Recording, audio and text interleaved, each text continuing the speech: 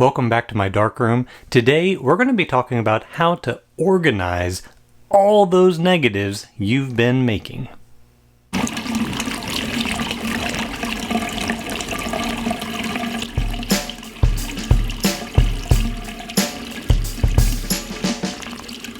Now I know this is everybody's favorite subject. How do we organize our negatives? This is a question I actually get all the time. What's a good filing system for your film?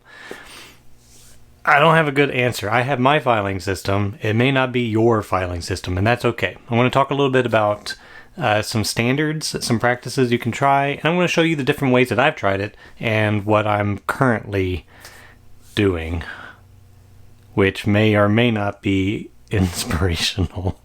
It could be demotivational, perhaps. So some standards, a good book to pick up if you don't have a copy, Conservation of Photographs from Kodak. So there's a few different versions out there. This one is, I don't even know what year. Let's look it up real quick. Certainly not their last, is 1985. But there is a good section in here, not too far in, on filing and cataloging. And it has some good suggestions. Now, this is not exactly, or today's video rather, is not really concerned with the storage of negatives. This is more about how do you file them, what kind of system do you use so that you can then find them quickly in the future should you want to go back and print something. Storage is a whole different issue, and we're going to cover that some other time because there's a bunch of different ways you can do it, a bunch of different ways I've tried to do it, and have some suggestions there, but this is not that. This is how do we number? What kind of number system? What kind of filing system? So that I can go back and I can find the negative I want and I can print it. Now, before we get too deep into this, I do want to say if you would like to help support this channel, there's a few different ways you can do so. You can go up to the Sustaining Membership tab up there at the top, or maybe just the Super Thanks down here just to give a one-time little bit of money in order to help support the channel on the video that you watched. Or you can get any sort of merchandise down here in the shelf. You can get some of my framing squares to help you frame your photograph before you make them. And all of the proceeds from these go back into the channel, either in making the channel better with new equipment or with the materials we use on the channel, film, paper, and so forth. So your help does keep this channel going, and it is appreciated. There are, however, when we go back to the subject here, a few different ways that you can think about organizing your negatives. And it's not necessarily just numbering them 1 through 1,000 or whatever it is you're up to now. So there's some good ideas here. I'll list a couple and then we'll look at what I've been doing. So first thing here is just subject name. So if you are, say, doing a lot of portraits, that's your thing. Or maybe you like to document certain architecture. Just name it with the subject. If it's a building, name it with the address. If it's people, then name it the person you are photographing, right? Just the whole roll or each individual large format negative, whatever you need. And of course, you can do sequential after that. But that gives you a quick, easy way to do it. You can organize them alphabetically. You can organize them chronologically, however you like. Another good way would be job name or number. So this is a little bit more towards the commercial type. So if you have been hired to do a job, then you can name it that job. And your job could be different things. You might be asked to do a location on one job. You might be asked to do a family on another. And you can just name it for those sorts of things. That gives you a good way to do it. A session or file number. So this is a little bit more numerical oriented, and it gives a couple of really good examples, and it's something that I've tried a variation of, and I'll show you that when we get to mine. For this, it would be kind of a 3-part system. First would be the 2-digit year that you made the photograph.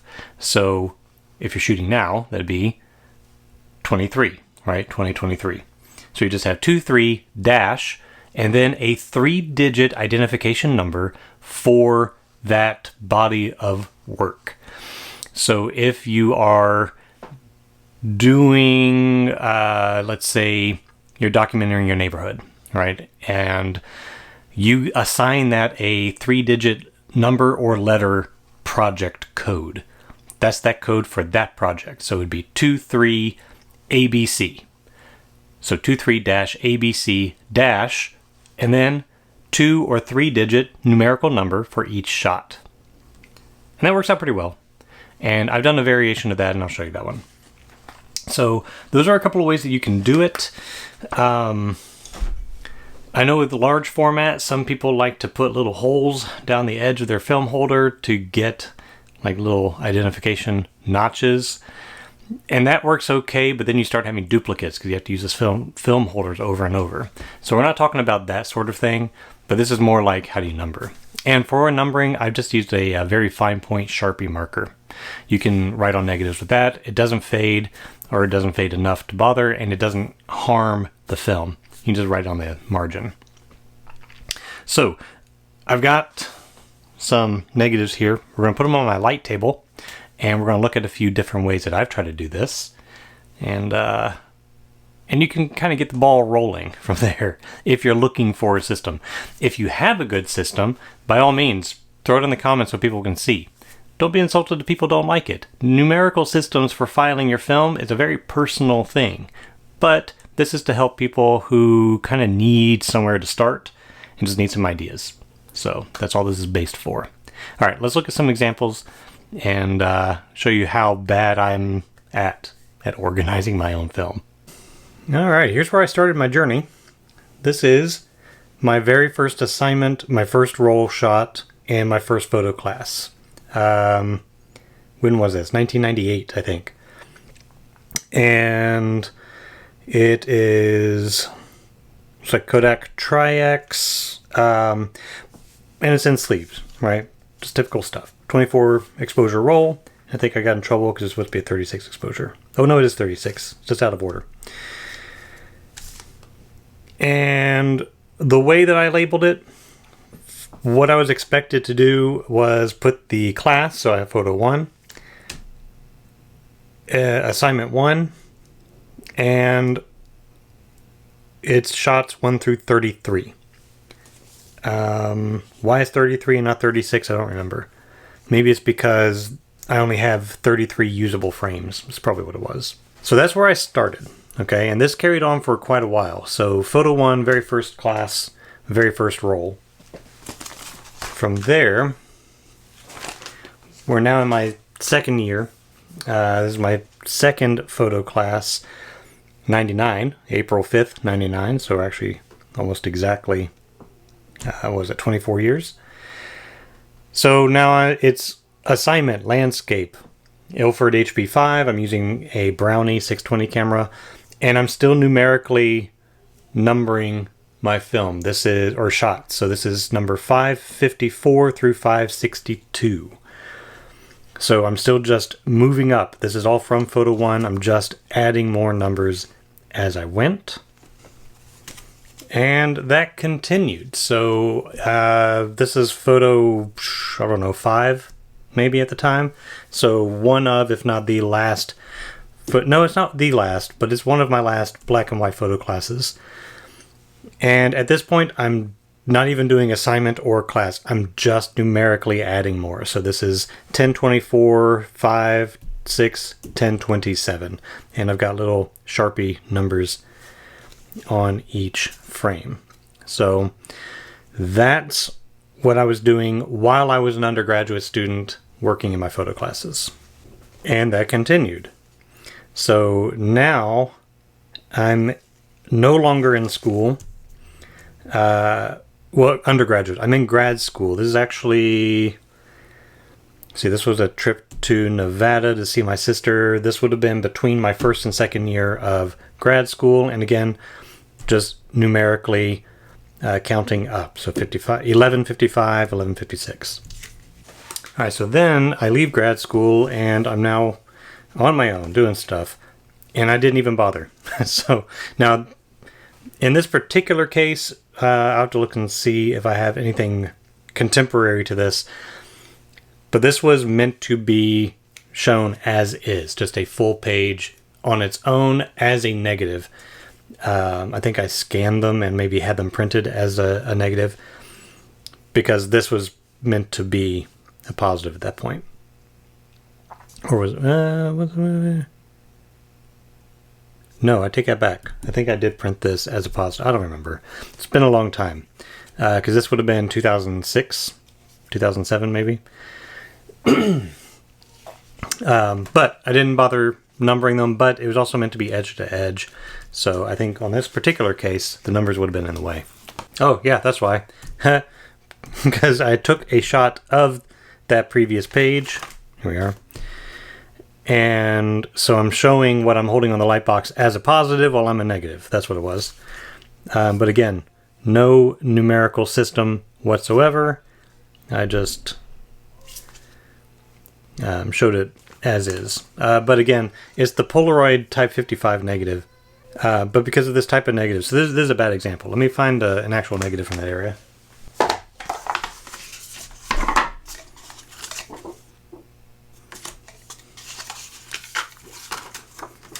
Okay, these are some test negatives. I may not have done anything with these.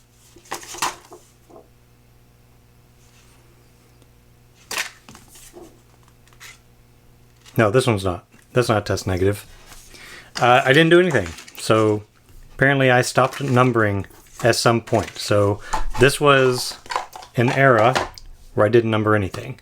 So now I'm going to show you some where I started to number using a system. This is a good example right here. So with this, let's see if we can zoom in anymore. So with this, what I was doing was, I'm not putting the year, I put the project number. So this was project number 5, like the 5th project I was working on after school was over. I'm no longer in grad school, working as an artist, teaching. And this was project number 5. It's a 4x5 negative, so I have a 4-5. Some of this project I was shooting in 8x10 as well, and so it was project 005-810, and then dash image number, or negative number. So this was negative 35 of the 5th project, 4x5 size. The problem with that system, and the problem that I had with that system, was I had so many negatives. So many negatives that I, at some point, stopped numbering them all together. Because it was like, I didn't even, because I was trying to figure out what this project was. I was trying to figure out what exactly to do. So here I've got some that are numbered. And these are early. I mean, this is 24, 26, 22. But somewhere in there, some of the earliest ones I didn't even number because I wasn't sure what I was doing yet. And then after a while, it's like, my goodness, I've got too many. I couldn't even keep up with numbering them because there were just so many. And then eventually, with the 8x10, I feel like that's 2 negatives.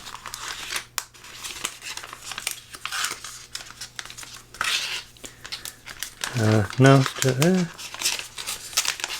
Oh, that's a mask.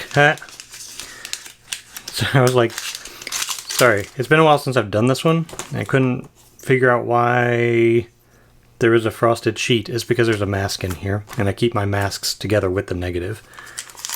Sidebar.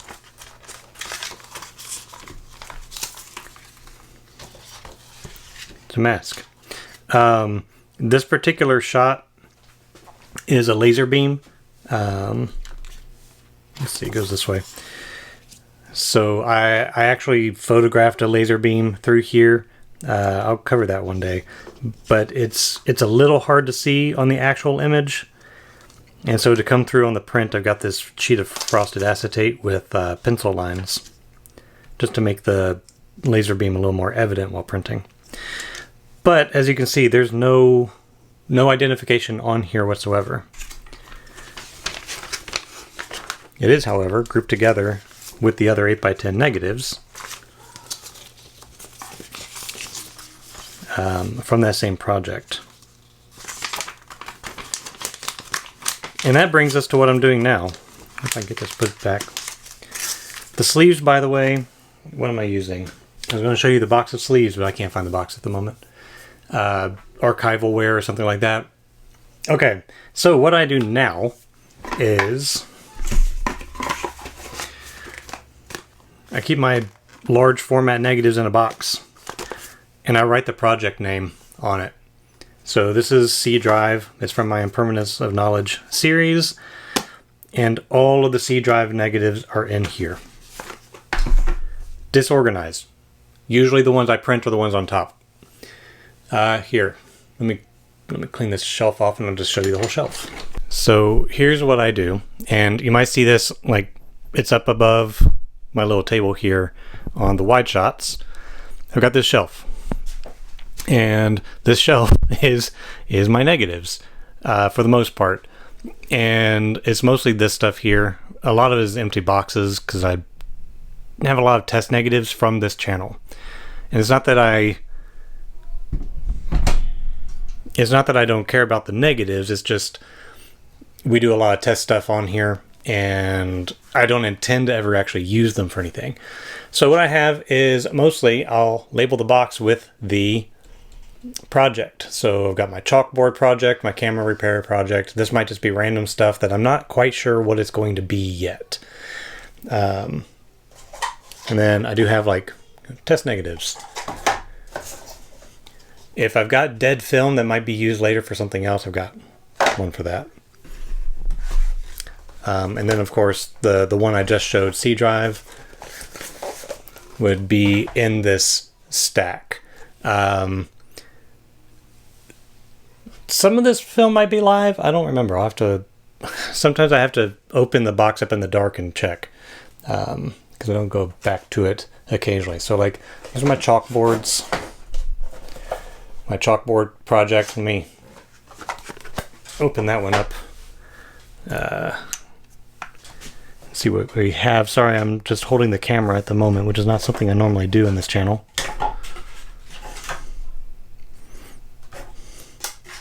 Yeah, sorry, color balance isn't right. So this one's one of my chalkboard series, and I did in fact number it. Again, I numbered it number 5, which I don't know why, because this is not the same project as the previous. This should have been project number 6. No, I take it back. This might have been 5. The other one should have been number 6. Because the other one came after. Yeah, number 5. Oh, so clearly I don't even pay attention to my own numbering system, which is probably why I stopped doing it. So now, instead of numbering, I just put them in a box and label it. And label the box, not even the negative. And it's that sort of reality, which is why I'm probably not a good role model for how to organize your negatives. I've tried, I don't make the time to do it.